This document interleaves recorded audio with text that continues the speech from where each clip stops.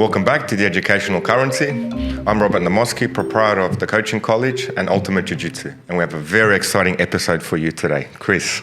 Okay, I'm Chris Kaladakis from Maximum Education, and yes, as Rob said, we do have a special guest with us today. We have the principal of Marist College Kogarah, Mr. Simon Ghantous. Welcome. Thank you. Great to be here. Okay, and Simon, tell us, what's it like at Kogarah? Fantastic. What a school. Very proud to be the principal of that place. Okay. We hear nothing but good things about Marist College Kogarah. Obviously, it's done amazing things in the last few years. Today, we want to hear a bit about your journey and just the types of things that you've added and brought to that school in your leadership role that have really done amazing work throughout the community that we're hearing about. Yeah, I mean, it's a brilliant place, and it's not just about the principal of the school or the leadership of the school. It's about everybody who works there. It's about the entire community. And like I said, I'm blessed to have the role that I have, and I'm blessed to work with the people that I do. So, it's a great place with terrific kids, terrific families, and really, really dedicated people who want kids to do well. That's what it's all about. Excellent.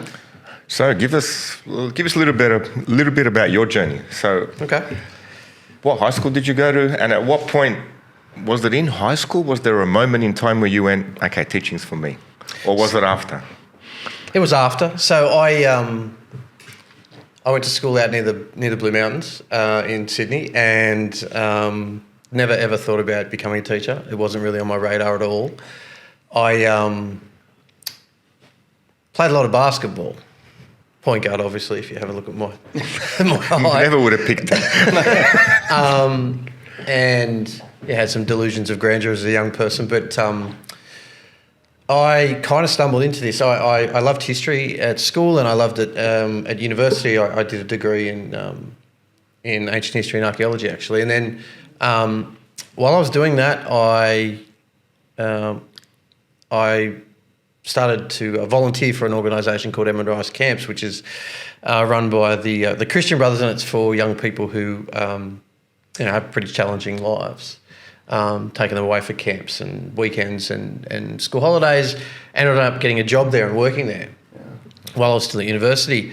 And then a brother who was someone who was pretty close to me at the time said, you should be a teacher. And I kind of thought, well, I love working with kids. I loved what I was doing at the time. And I love history. So why not join the two of them together? So that's what I did. I did my teaching degree, and I ended up getting a couple of small gigs early on at a couple of different schools, and then got my first permanent job as a teacher, and taught for many years at that same school, and taught ancient history, taught modern history, and then started teaching history extension and studies of religion, and did a bit of everything, and I loved it, and stayed at that school for 8 years, and then sort of did a couple of other roles. Got into to the wellbeing side of things first. I suppose it married well with what I'd been doing in a bit of social work type stuff. So I ended up as a wellbeing coordinator, year coordinator, it was called back in the time, and did that for a few years, all different year groups, and then moved into running a HISI department. So running a department, getting more into the academic side of leadership, I suppose. And then continued to move a few different schools. Moved into a leadership team as a pastoral care coordinator. Used to be called. Now most of them are called leaders of wellbeing. And then got asked to go into the Sydney Catholic Schools office, which used to be called CEO Sydney, and spent a couple of years in there learning a lot about, I guess, systems of schools, everything from primary school through to secondary schools. And then back into schools as an assistant principal, and then ended up at Kogarah as a principal. So nice, well done. That's kind of my journey. Never really had this great plan to become a principal. It wasn't something that I set out to do. It just kind of organically evolved, I suppose. Over time, and people kind of nudge you in different directions, I suppose. You see things that pop up that you think you might be able to contribute to, and that's kind of how it happened. Yeah, so with that, obviously you've got this great experience and you've had such a positive career. What would be your advice to an actual early teacher? Someone coming in, say on their prac or their first day as a casual. What would be the one thing that you could point to them and go, okay, this is what I want you to be aware of, this is the pitfalls, and this would be your road to success? That's a pretty complicated question. It's a long question. Yeah. I mean, it started with one thing, and then it became. If anyone can answer it, it's you. No, I think. Look, if I was going to say this, if someone really wanted to get into teaching, I would say just come in and be enthusiastic. You got to love it. I mean, there's plenty of people who are teachers who love it, and those people that love it. I mean, I see it straight away. If I'm interviewing for a job, the first thing I'm looking at is just their demeanour, their enthusiasm. There is nothing like energy, and kids feed off energy. I remember being a kid sitting in a classroom and those teachers that were full of beans and they were energetic and they loved their content and you knew they liked working with kids, and they just they become good teachers. It's kind of the stuff you can't teach at university to become a good teacher. It's so I'd say you got to love it is what I'd say first. You got to love it, and you got to be enthusiastic. That'd be the first. The pitfalls or the potholes, there's plenty of them. Yeah. And there's plenty of them. But I guess early career teachers don't need to worry about that sort of stuff. Okay. Just know your content and be confident in yourself. And, kids feed off you as a person. Kids learn people. They really do. And I think that's probably would be the advice I would give to very early on. Just be confident and be self at all times, because kids are very quick at picking up people who are not being themselves. Yeah. And I guess what you alluded to there too is you are going to make mistakes in your early career as a teacher. And as long as the teacher is genuine, as you're saying, the kids will be forgiving. And I think that's really an important part of why you need to be yourself, because they'll figure you out pretty quick, but then they'll also forgive your mistakes as long as you've got your heart and your intentions are correct. So enthusiasm's number one. Yeah. Absolutely. For me, it is. Enthusiasm's number one. And just being genuine, because kids pick that stuff up straight away. And you are going to make mistakes, and it's okay. And ask for help and seek advice. And, I'm sure early career doctors and early career vets and whatever. I mean, they do the same thing. You make mistakes and you learn from other people who've been down those roads before, and it's okay. I think if you really care and you're really enthusiastic about it, but you've got to love it. And teaching's not easy. Yeah. We get, last few years, maybe the last decade, teachers get bashed a lot in the media, politicians, all the time. Schools do. There seems to be more and more in the media about schools all the time. And, I think if you spend a few months working in a school as a teacher, you just see how complicated it is. I could use the word difficult, but I think complicated is probably a better word to use, because it is. It's complicated, it's tiring, and it's you can have good days, you can have bad days. But what we deal with is what nobody else deals with. We deal with people's most precious thing. Yeah. It's their children, and I'm acutely aware of that every day. I mean, you have the weight of the world on your shoulders at times when something goes wrong, because I've got 3 kids, and you know how that feels. So I think that's really important. Yeah. And I guess then, as you've moved into a principal's role, you're now at the head of this, at the front of this. What are some of these challenges as a principal that you discovered early on once you got that role? Challenges. There are lots of challenges. You actually had your first year of principal during COVID, wasn't it? I did. I did. I mean, I came into Marist College Kogarah and tried to start with a bit of a bang, and I was really enthusiastic and couldn't wait to get into it. And the next thing you know, I'm at my desk and there's no one else in school for 3 months. I was sort of sitting there for 12 weeks. So that was complicated, of course. But the challenges there's lots of them. And they come and they go and they change and they shift over time. We're seeing more challenges now with things like technology at schools than we were 10 years, 15 years ago. I mean, that's just the natural evolution of things, but we respond to them, I think. I think we do a pretty good job in general. I think in schools are responding to some of those challenges. Wellbeing is the black hole. It is, I mean, kids feeling safe and feeling whole and happy. And, for some kids, school is the place of stability and the place of where they feel safe all the time. And there's a lot of challenges, Chris. It'd be very difficult to go through them all. I mean, there's pressure. There's pressure around results at a school. Yeah. There's pressure around enrolments. There's financial pressures. There's there's pressures dealing with people, because in a school environment it's high octane. at the school where I work, there are nearly 1,100 boys and there's 112 staff members. So it's a pretty high-octane environment with lots of moving parts. Yeah. It's a big machine with lots of variables, and my approach to it is always the same. It is about relationships, first and foremost. Yeah, it's always about relationships, the relationships that you can build.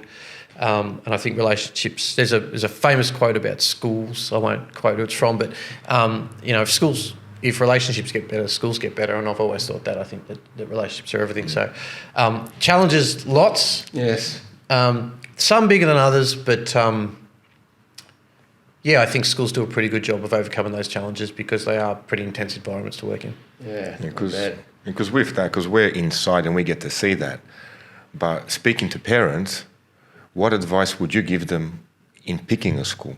What are the elements when you've got 2-3 schools to pick from? What should you be looking out for? How would you narrow your decisions down?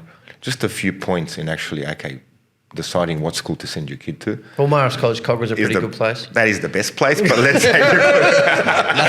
Wow. Great things. Thank you, Marist College Kogarah, for the sponsorship. No, I think, that's a really good question, Rob. And I've been through that. I've got 3 kids. Same. So, and it's a challenge for everybody. And it sort of hangs over your head as a parent, I think, a little bit, especially as they start to get a little bit older. Primary school is normally pretty straightforward, but you start talking about secondary school, it gets a little bit more complicated. Yeah. What would I look for? What should a parent, because we've got a certain level of experience that we can see things parents can't. But as a parent, inexperienced with the learning environment, what should they look for? What do you think? Well, my first piece of advice would be go and visit the school at an open day and those sorts of things. You've got to find out as much as you can. Sometimes statistics can tell lies. They really can. And so, people want to look at, obviously, NAPLAN, HSC and all the data that you get your hands on, and that's fine. And, they can tell some stories as well, but it doesn't tell the whole story of a school. It never does. You want to get a feel for a place. You want to talk to others whose kids go there, and that's always, word of mouth is always a good thing. Knowing, of course, that some families have good experiences and others have not so good experiences at a particular school. It's just reality. I think opportunities for kids is probably one of the things that would be highest on my list. What does the school provide? It is not just about academics. I mean, my school does particularly well in the HSC, and I think that there's sometimes a bit of a like the media promotes the HSC, so that pressure to get those band 6. Yeah, all that stuff. But I think there's a bit of a misconception of what I believe in, what I think. It's, I push the academics, I push effort, I push, because our job in a school is to get kids where they want to go. Yeah. That's our job. You've got this end point, and whether that's going out and being an electrician or whether that's trying to get into, law at the University of Sydney, or whether that's, whatever. It doesn't matter. Our job is to try to get them the pathway to what they want to do. That's what our job is. I think there's a bit of a misconception, and I had a meeting with a parent the other day I was talking to about this, about what I believe in terms of what schools are about, and it's not just about the academics. That's a huge part of it. It's important. It's very important, but it's about opportunities for kids. Every single student that comes into a school should have an opportunity to succeed, because not everyone's good at mathematics. Really? Not everyone's sitting in Extension 2 maths, Rob.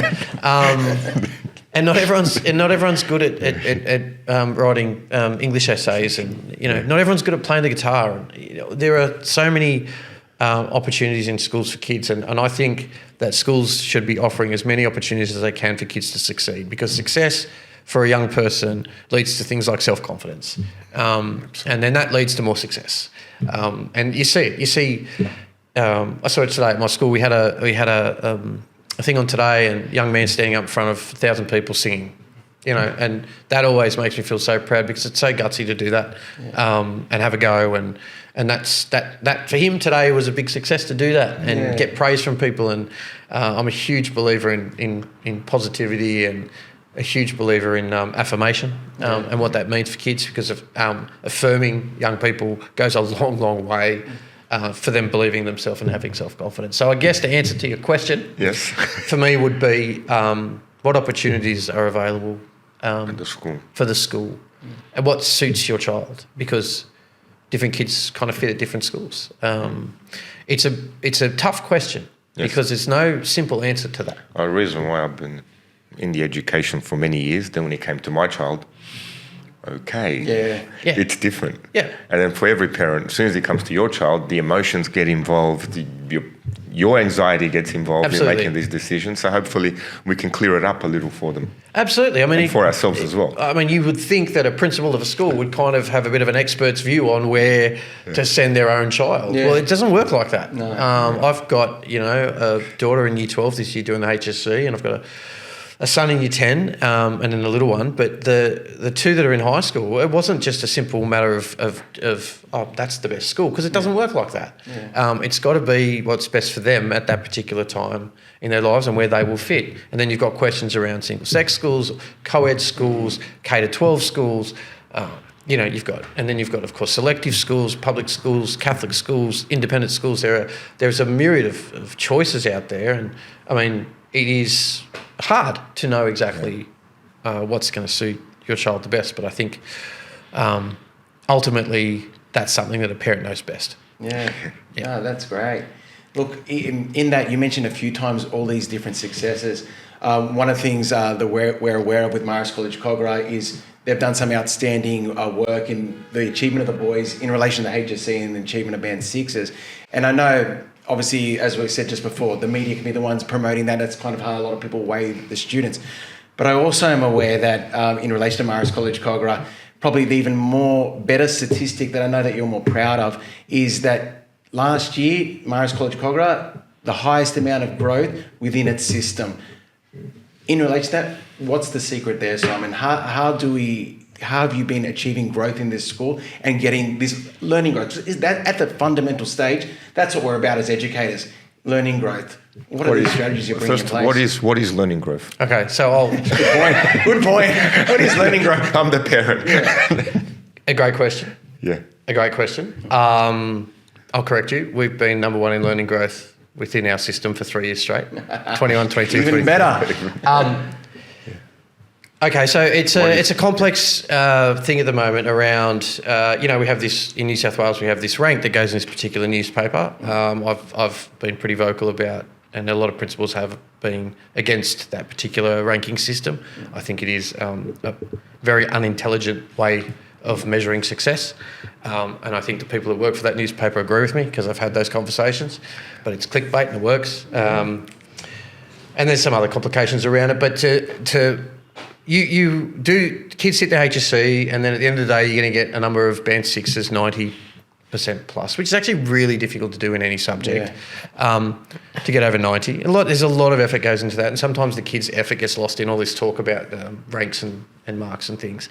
And you've got to honour the amount of effort that goes into a kid who gets 78. Yeah. I mean, same amount of effort the kid gets 92, right? So you have this ranking system that sits, and then everybody jumps on the day of the HSC and they go on to and they type, where does your school rank? And then principals get told things like, well, you only care about that rank, and that's why you make certain decisions, and to me that's absolute nonsense. It's nice when that ranking system comes out. We ranked 76 or whatever it was. Yeah, it's great, wonderful. But there's so much more to it than that. And what is most important to me, as the principal of my school, is two things with the HSC. One is three. I'm going to say three. Yeah. One, that all the kids are in the right pathways for them. Yes. They're doing the right subjects. They're in the right pathways for them. Because it's one piece of advice I would give to parents with the kids going to year 12 is remember it's about them. It's their choice and it's where they want to go. It's not about what you want or what you think they should be doing all the time. Because I do have those conversations with parents sometimes about that, about this boy shouldn't be doing physics because it's way too hard, and it's really, it's impacting. They're struggling. It impacts their mental health. It leads into other subjects when they struggle. All those sorts of things. I care about the pathway. That every pathway, every subject, it's right for that particular student. Second thing is the median or average, say meetings. That's the way we look at it. ATAR. When you're looking at the kids who are doing an ATAR,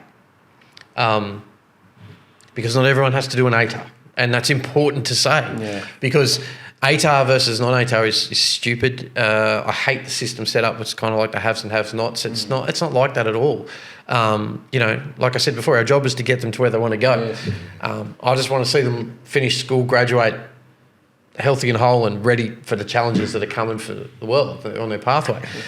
But for those kids that are doing an ATAR in the HSC, that average is important to me because that's for them. Yes. Yeah, because you've got kids who need a particular ATAR to get into a particular course, so it's for them. And it really shows the effort that they put in to get to where they want to go. So that measure is important to me. And the other one, and the most important thing, third thing, is this concept of learning growth. And you asked the question, Rob, what is learning growth? Well, look, it can be quite complicated. There's a way that's measured in schools. It's sort of done across the board. There's an analysis that's used where we look at where they started from. So we go back to things like NAPLAN. Year 3, Year 5, Year 7, Year 9, the NAPLAN, and even things like socioeconomic status can come into it, and all those sorts of things. So it's a measurement, but it's used pretty much across the board. So it's a good one to look at. It kind of shows that where we got them from starting point in Year 7, I suppose, to where they finish in Year 12, and so that is value add. Yeah. So what did we do as a school to add value to their learning? What did they walk out with? And did they grow?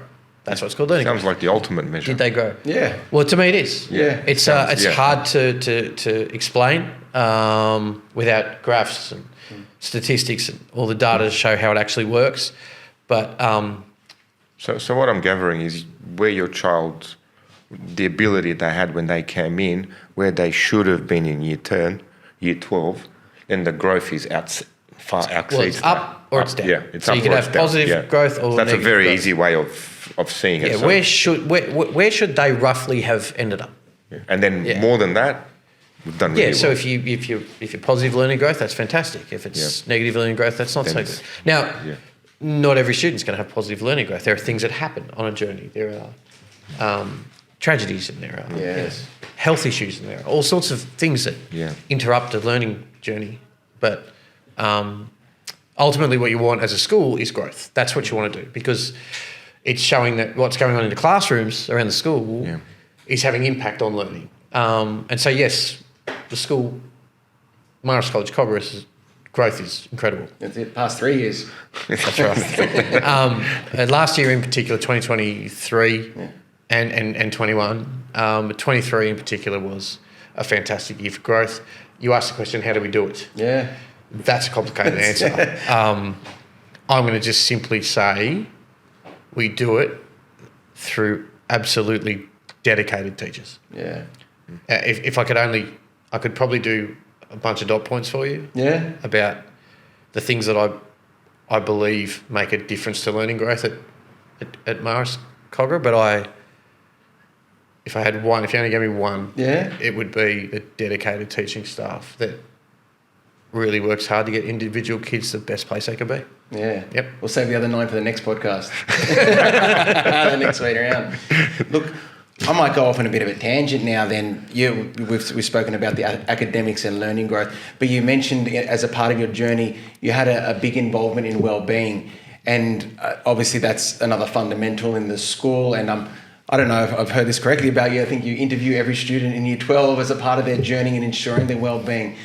Explain to me and to parents out there, how does wellbeing work in a high school? Oh, that's another complicated question. That's the third podcast. That's the third podcast. We'll just touch on the podcast topics. Yeah. Wellbeing is a complicated concept. Yes. Yours, mine, Rob's, Yeah. the 12-year-old walking into Year 7, the 18-year-old about to sit the HSC. As we all know, teenage years are complicated years. They're tough. And now, I guess, much more than when I was their age, there are lots of things that they're exposed to that we weren't at that age. Obviously, technology has a role to play in all of that. Yes. And, you know, we were at school, there was no internet, mobile phones, all those sorts of things. So, you know, people talk about bullying a lot. That word gets thrown around a lot, and I get asked questions about that. And you know, bullying happens. It happens in schools. It happens in workplaces. It is unfortunately, part of human nature sometimes. And then, issues with mental health happen. I guess I see our job as a school is to work with every single individual student and families when there is a problem. We need to educate kids on what is and what isn't appropriate in society. Over the last few years, we've had lots of things popping up from, responsible use of things like technology and being responsible online, through to even toxic masculinity, all of these sorts of things. And being the principal of a big all-boys school, that's a thing. It's a thing that needs to be talked about. And all of that stuff is wrapped up in wellbeing. The number one thing I think about wellbeing in schools, though, is this. It is about belonging. It is about belonging. So if a student feels like they belong at the school and they feel like they have a sense of purpose, and that means that they are there to learn, socially they've got a good friendship group, they trust the adults that are on the site, they have good relationships with people, they represent the school in music or sport or the arts or chess or debating, whatever it is. They go and they turn up for community days and school camps and those sorts of things, but they have this sense that they belong to this place. And that sense of belonging is everything to me in wellbeing, because it matters. It matters that kids feel like they belong, because sometimes kids won't feel like they belong in things outside of school, but school is a place where they feel like they belong, and that sometimes comes down to simple things like a school motto, for example, or colours of a school, and being and feeling part of it. And so I always try to do things at my school where we try to nurture that sense of belonging, that sense that this is our school and I belong here, because I think that when kids feel like they belong in a place, it has such a positive impact on them. Yeah. And that correlates with what you said before about the success of students, is that the opportunities available too, and you're offering that diversity that allows them to find opportunities and everything, Chris. Leadership, for example. Leadership opportunities for all kids, from 7 through to 12. Yeah, I mean, the wellbeing question is a question that we could sit here and talk about for hours and hours and hours. You could do an entire series of podcasts on wellbeing at schools. And there's no great big answers to those things. I mean, you look at how many wellbeing programs are offered to schools. It's enormous. And we've got some great stuff in, like BU, for example, like Marist College Kogarah is a BU school, so there's some great resources and stuff that we use. We've got a fantastic leader of, like, head of wellbeing at our school who we do, we have sort of programs for kids. We have a counsellor, and we have programs for kids to try to be a bit proactive in things too, especially around academic anxiety and those sorts of things, where we do upstream programs to try to be a bit proactive in that for kids. But yeah, it's a huge question and it's a complicated one. And do I think schools do well in wellbeing? I've been at 7 schools, and the answer to that is yes. I think we do, because we don't just worry about maths and science and English. There's so much more to schools and education than just that. That's it. And I guess obviously you mentioned as well wellbeing, it's beyond the students too, as you also think about staff wellbeing too. And we're in an era right now of there is a shortage of teachers, and I guess as the principal too, you must be thinking about strategies of staff retention and how to keep, your teachers in there, to being able to have a high quality and to educate your students. What are some of those strategies that you're using then to support staff, their wellbeing, and I guess happy to teach at Marist College Kogarah? Well, you've got to look after staff. Yeah. You do. Because as I said at the beginning of this, teaching is tough. It's tough. I mean, it is. You're under the pump all the time, and it's pretty relentless. That's why we have school holidays, because they're needed. I mean, for me, breaking the mould a little bit of what's been traditional in schools is important for teachers. So having some level of flexibility, which I know you can do in a high school and not really so much in a primary school, but, allowing some flexibility in time where you can. Allowing people, having professional trust. I I guess my leadership style is fairly, well, I'd hope it's relational. That's kind of what I think it is. I hope it is. And trusting people to do their job. I think there's obviously things you can put on for wellbeing for staff. You can have wellbeing days, and we've done a couple of things like that at my school. That's fine, but that's not long-term stuff. That's short-term little things. I think really thinking about what's the biggest issue in teaching. Well, obviously there's been a movement in the last few years around pay, but then more importantly is working conditions and time. Because like every other industry and like in the Western world, we are like, there is more and more and more and more administration to be done. And it's, ask any teacher, that's what they'll tell you. How do you minimise some of that? How do you cut back on a few things to let them focus on what they're doing in the classroom with kids? Unless you are a teacher, you probably don't realise how much administration work there is to be done these days. It's a lot, and it takes away sometimes from the core business of teaching. So I guess to answer your question, Chris, I think about those things. Someone finishes teaching at 12:30. They want to go home and they've got a whole lot of marking to do. I'm happy for them to do it. Yeah, wow. Because that's their choice as a professional about where they're going to be most effective. Yeah. Limited, obviously, compared to other industries because we run on a timetable schedule with a school bell. But those sorts of things, I suppose, structuring meetings in a particular way, cutting back on meetings when you can. Trying to look after people in the best way possible. And also just again, I said the word before, but affirmation too, like recognising things that people do, because if you don't work in a school, you probably don't see how much teachers do that they're not paid for. So there's a lot of stuff. I mean, from coaching sports teams, going off for a 3-day camp to there's so many things. Staying back after school, helping kids in the library till 5 o'clock, and that stuff happens daily for all teachers.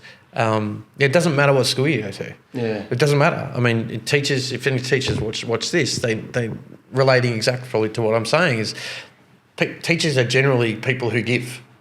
It's not always kind of shown that way in the media though, but that's my experience of working with lots and lots of teachers over the years. So honouring that and affirming that and thanking in the ways that you can. Yeah. It sounds good. It sounds like you give them a lot of respect and that they're really, really happy with that. Well, I mean, I run the school in the way that I would like to work in a school. Yeah. If that makes sense. Yeah. Oh, that's great. No, it's great. Was there, in your case, a mentor, was there anyone in particular that you kind of went, okay, this is the leadership style I want, this person I kind of modeled myself to? Yes. Dr. Mark Turkington. Oh, wow. Yeah. Who was the director of the southern region of Sydney Catholic schools. So a whole big region of, I can't remember, 50-something schools. I worked as Mark's kind of right-hand man for a little while when I was in that Sydney Catholic schools office. And, there were many things that I learnt from Mark about how to try to get the best out of people the right way.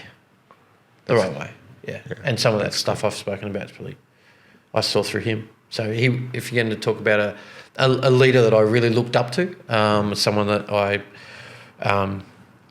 learned from consistently, it would be Mark. So you'd say as teachers, no matter when you're in your profession, mentoring teachers is important. Yes, so it is. So how's it? So what's your leadership plans in Kogarah Marist for that? No pressure. Well, if you start at Marist, if you start at Marist College Kogarah, you get a mentor teacher assigned to you. You can have the formalised approach like we do, and it's pretty much standard in schools. You're going to have a mentor teacher attached to you, especially as an early career teacher when you first start. But there's lots of informal ways that happens as well, and sometimes the informal ways are actually more important than the formal side of things. Camaraderie and in the staff room, and that sense of helping each other out is a sign of, to me, a really great place. I heard the maths are pretty good there. The maths? Everyone's great there. That's great. No, I think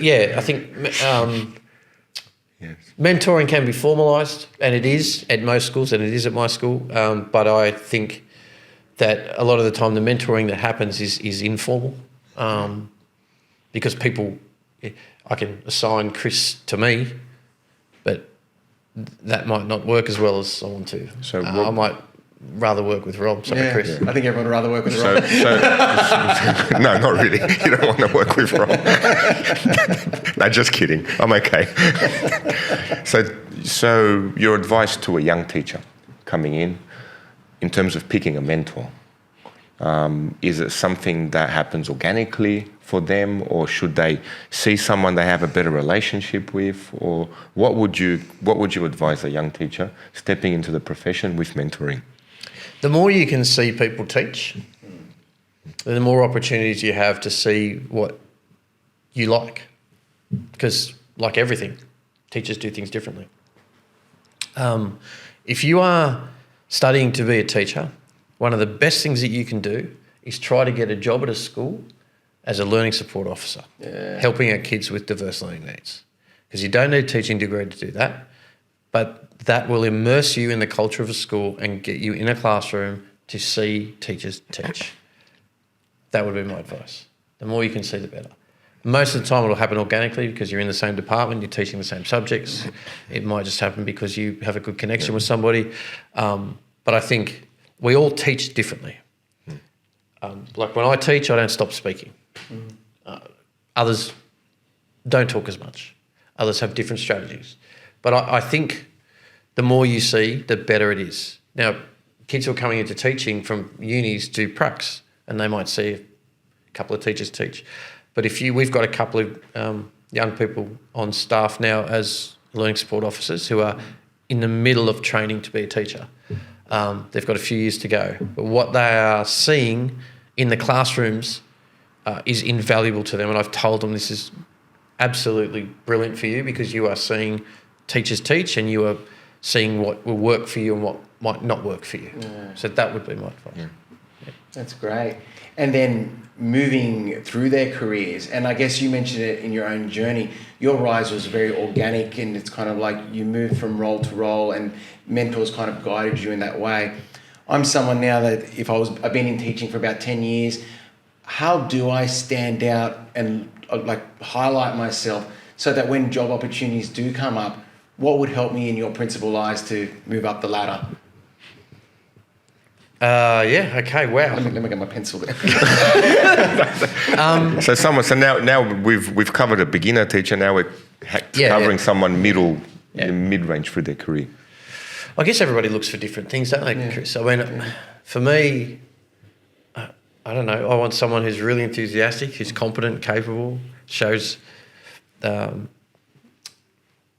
leadership qualities, can work with people. Yep. And sometimes there's a bit of luck involved, I guess, about what's coming up, someone leaves a particular job, and because it doesn't happen all the time, so there's a bit of that as well. Yeah. Whether you're actively searching to look for a role, whether that's a coordinator role in charge of a subject area or something in wellbeing or whatever it is, or something like an assistant principal's role, that depends what you're looking for, I suppose. What do I care most about, I suppose, is I'm very lucky that I work with this incredibly talented group of leaders at my school who get along very well and care about what they do. Yeah. And that is what's important to me. It's about they are enthusiastic, they care about our school and about what they do, they care about students, they care about teachers, and they're enthusiastic about what they do, and they're hardworking people, very hardworking people. That would be what I'm looking for. Yeah. See that work ethic in them, but then also that passion, that genuine drive that they have to support. It's excellent. Because teaching is passion. There's no way around that. It is. You're not going to last long if you don't like it. No, it's not a job you can turn up to every day. If you start teaching and you don't like it, it's going to be a tough slog. Yeah. Very. It'll burn you out fast. Well, that's it. The first 5-year dropout rates is unfortunate in the area of teaching, Is it? Yeah. Is it? Yeah, some graduates not For a long lasting. time, it's been like that. Yeah. So what is the first sign that something's not going right? As in something very early, where you go with whether it be a young teacher or a teacher midway through their career, the first instant, just to be aware of, okay, just be careful. Just be aware of this one thing. If you could just pinpoint, I know it's multifaceted, but if there's one thing to highlight, people listening to the podcast, teachers that have just started their profession or someone halfway through their profession, what would be the one thing that you'd be like, okay, please just be aware?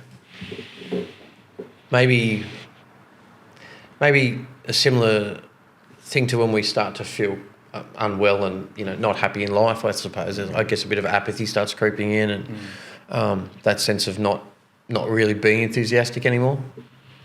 That it all gets a bit too hard. Because it could be. I'm speaking now as a teacher. Yeah. If I started to feel like I didn't want to stand up in front of a class, like it was too hard, like I couldn't get the energy to be there and really enjoy it, that would bother me. So maybe that's the answer to the question, Rob. Yeah, and I guess it's different for every person. But for me, that would be a sign. Enthusiasm. Yeah. So that's our number one thing with the podcast. We're looking at many avenues of this. We covered sleep. Was a talk we did a few was it 2 podcasts ago. We're looking at health, general health and well-being of teachers. Yeah. That goes into many layers. And once you get that right, the enthusiasm was always there. When you started as a teacher, you had to have been enthusiastic. I can't imagine anyone stepping into the profession without enthusiasm, especially coming in from high school. Yeah. But then keeping that enthusiasm is the number one thing, as you've mentioned. So from your experiences, from your own personal experience, how do you keep the enthusiasm? Just personally. We all get tired. Yeah. We do. And we all get run down, and it doesn't matter what job you do. Yeah.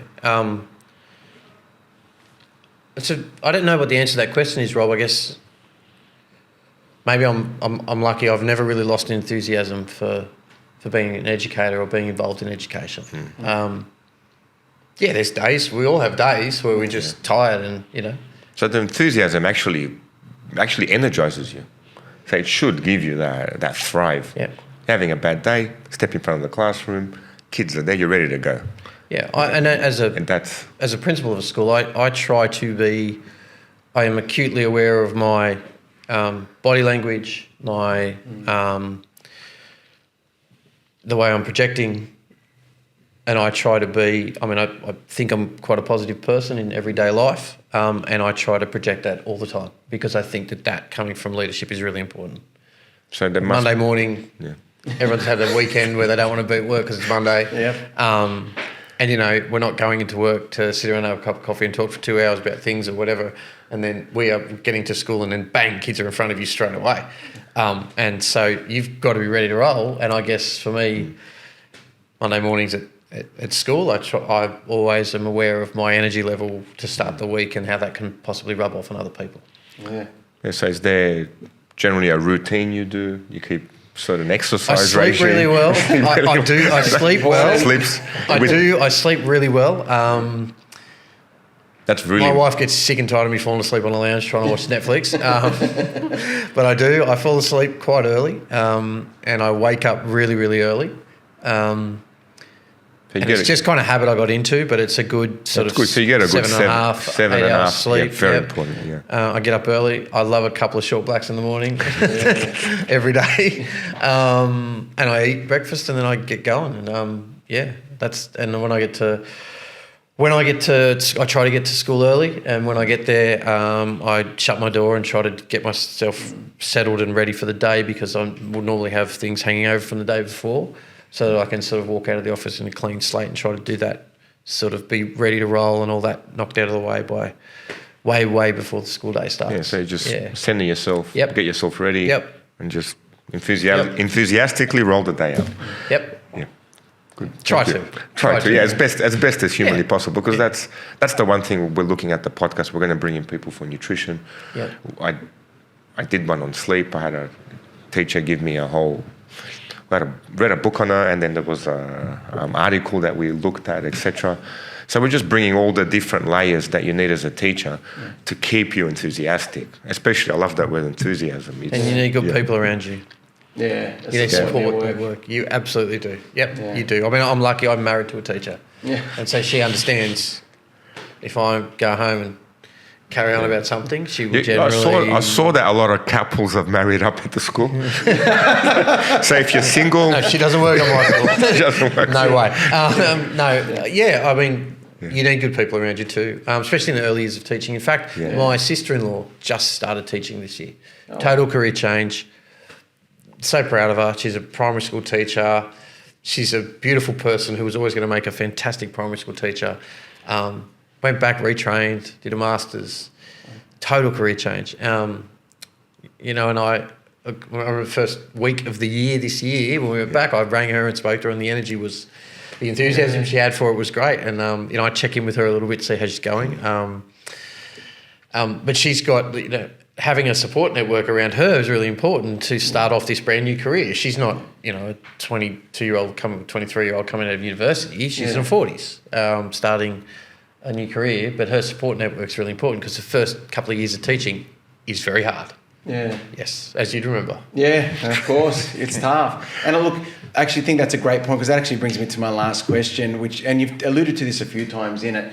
There are people out there that are on the fence about, look, is teaching the career for me? And one of our values that we're going for, one of our missions is to attract more people to come into teaching. As a principal of a great school, what could you say to possibly get them to look into that avenue and think, give it a go, come join us? Become a teacher. It is the greatest job in the world. That's the truth. Yes. Yeah. It's the truth. We need more teachers. We need good, intelligent, great people to teach kids. Teaching, and it sounds so cliche, but I say it a lot. I say it a lot at the school I work at. Teaching, undervalued in Western societies. Yes. We help shape the future. Of course we do. Yeah. We help kids move into a career path. So we help what happens next. Yeah. Kind of lay the table, I suppose, for what happens next for kids and families. And I think, as cliche as it sounds, it's true. Yeah. So much formation happens at school in a young person's life, getting ready for whatever they're going to do. There is nothing more rewarding than being a teacher. It is fantastic. You have many more wins than you have losses. Yeah. And yeah, I mean, just as simple as teaching a really good lesson, having some kids say thank you at the end. Yeah. Oh, so rewarding. Matters. Yeah, it does. You know, I'm in this really privileged and fortunate position, which I'm blessed to have, where I get to stand up in front of 1,000 kids and give a speech. Yeah. I love doing it. And then I get the conversations after that, and it's really rewarding. And I mean, that's what teaching's about. It's about getting that response from kids and, you know, hearing them be enthusiastic about learning and excited about things. When you see kids excited about learning and opportunities, it's fantastic. So yeah, I couldn't promote it enough. When anyone at my school finishing year 12 talks about being a teacher, puts a big smile on my face, and I encourage it. Yeah. Or just your energy then, Simon. I assume you've moved and changed a lot of lives. You know, just with that energy, if you're bringing that to the classroom, that must be amazing for the students that have had you. I don't know, Chris, but thanks anyway. Okay, thank you. Thank you once again. Okay, so any last comments? Yeah, that was my last question. Are you going to? Well, I'd say we've got a lot more topics we need to cover. Yeah, we've got ongoing guest here. A few reasons to come back. Yes. But okay. Look, we appreciate your time tonight, Simon. Thank you so much for coming onto the show and sharing your wealth of knowledge. Yeah, thank you for your bringing out your level of experience as well, and it really, really brings it home for us as teachers as well as parents. Thanks for having me. It's been great. I know I could talk about this for hours on end. So. We will again. Yes, thank you, Simon. Thanks. Thank you. Once again, Education Podcast. Actually, this is quite a big day for us because we're on our, 12th, 13th episode, but we did launch our first episode today. So there we go. We're a lot better now, so it could be a little cringy. Yeah. Our first ones did take a bit of practice. Yeah. So please subscribe, and we'll see you again. Thanks a lot. I'm Chris Calladikes from Maximum Education. I'm Robert Namoski, and thank you to our guests Thank as you, well, Simon. Simon. Welcome. Cheers.